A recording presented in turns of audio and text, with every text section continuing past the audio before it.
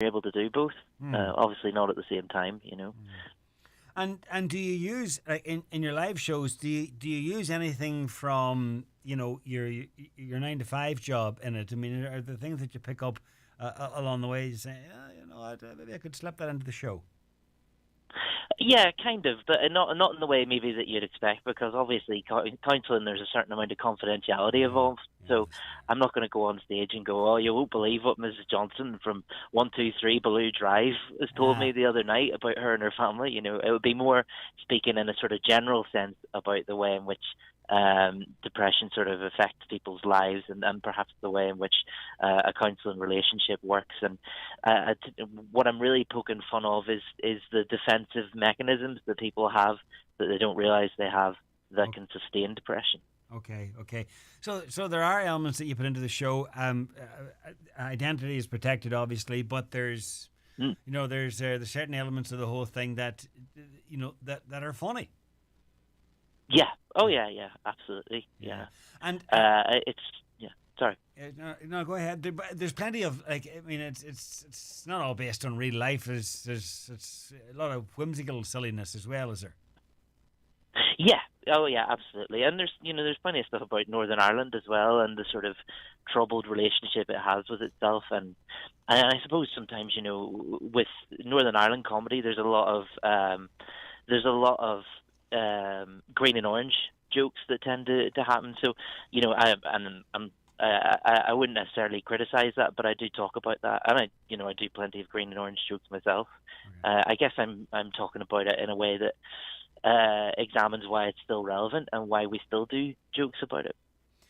Well, I suppose for most comedians, you cannot ignore real life, and no matter how bizarre you stretch the story, or how bizarre you stretch the stories out, or no matter what route you go down, it has to have some sort of a grounding. So in your case, it's what's around you, and the political landscape and all the rest of it, and also then the sort of bit of the mental health landscape and work as a counsellor. So you've got plenty of material to dip into.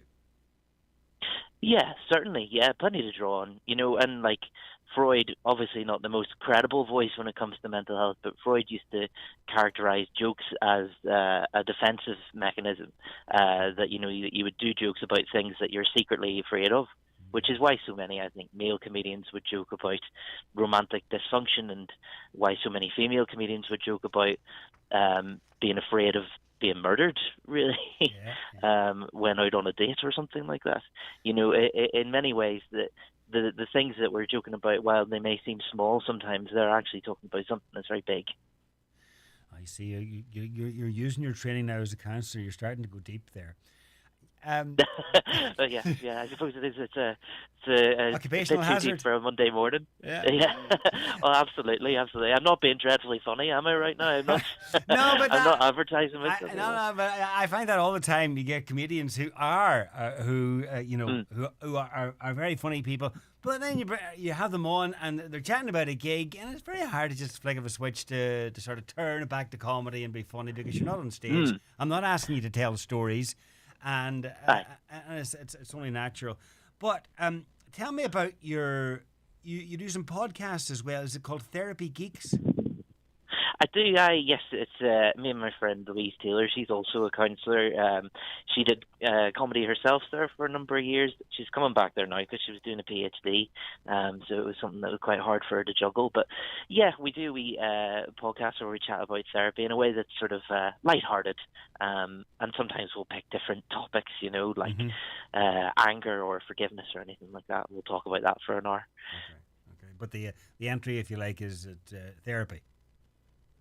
Yeah, absolutely. Yeah, we're very passionate about the topic and about mental health and about human relations and things like that.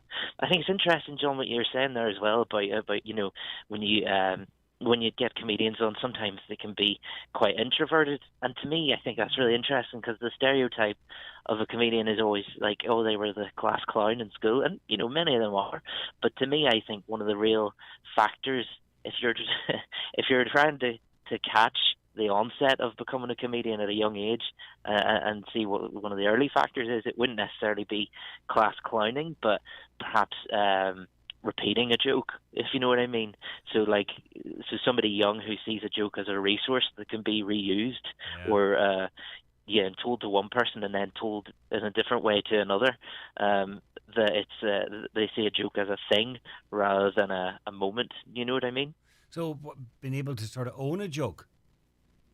Yeah, exactly. Yeah, and to carry it around, whereas for like an audience, they have to see a joke as something that just happened in that moment. But often it can be something that's. There's plenty of stuff that's pre-written, and good comedians would be able to blend it with crowd work and stuff that's in the moment as well. But I think that if you've maybe, I'm talking about it like check your kids for this, like it's an illness. But I guess I'm saying that maybe if you know some young people who, you hear them tell a joke to their mates, and then they'll go to a different group of mates and tell the exact same joke, and maybe even the exact same way. I feel like that's maybe somebody who's more likely to turn into a comedian when they're older than somebody who's, say, the class clown. But there was a time when most comedians did just that. They told jokes, but now it's all about stories. And we were chatting earlier there about how some of them are actually based loosely on reality. But it must be really hard to come up with original material. James Corden got into trouble there fairly recently. He retold a joke or repurposed a joke, and you've got to, when you walk out there and you start telling stories, they're all yours, and imagine like other comedians that do similar things. They're not going to listen to another comedian and go, oh, you know what, that sounds good, I'll write that down. It just doesn't work like that. Yeah, absolutely. Yeah. Well, there is always going to be an element of the present moment in any situation, I suppose. Yeah, I see what you're saying.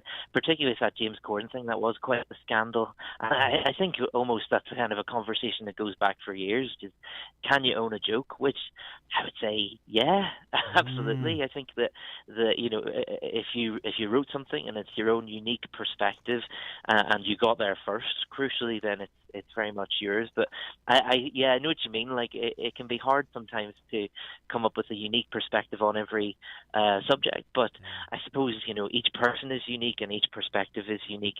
As long as you stick to what makes you, you're more likely to come with something original and something that echoes with others. There's this famous therapist called Carl Rogers, and he said that sometimes I find that the stuff that I think is the most personal turns out to be the most universal.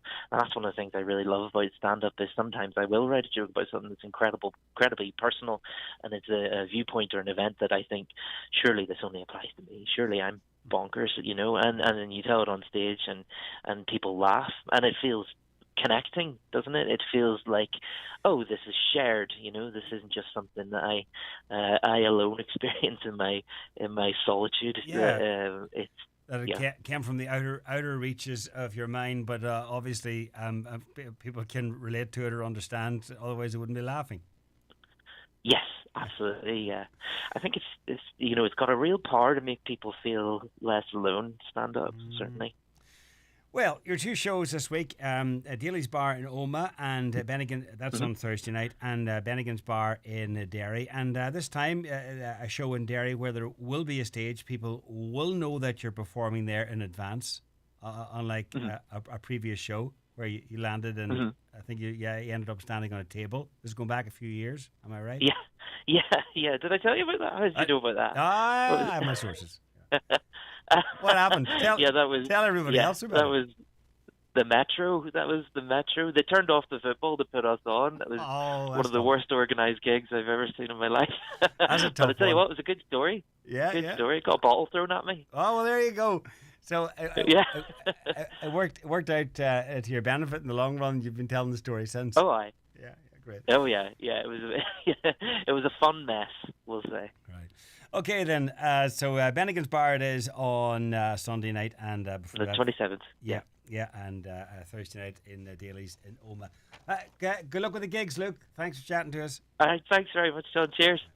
My brother's coming home this Christmas and he hasn't been home for years. We miss him so much and we cannot wait to have him back. Christmas is a special time of year where families should be together. Do you have loved ones who have not been home for Christmas for a number of years? Have you all missed out on family get-togethers? Highland Radio would like to change that this year for one lucky family. Simply email us and tell us why we should bring your family home to Donegal this Christmas to homeforchristmas@highlandradio.com or visit highlandradio.com and complete the entry form.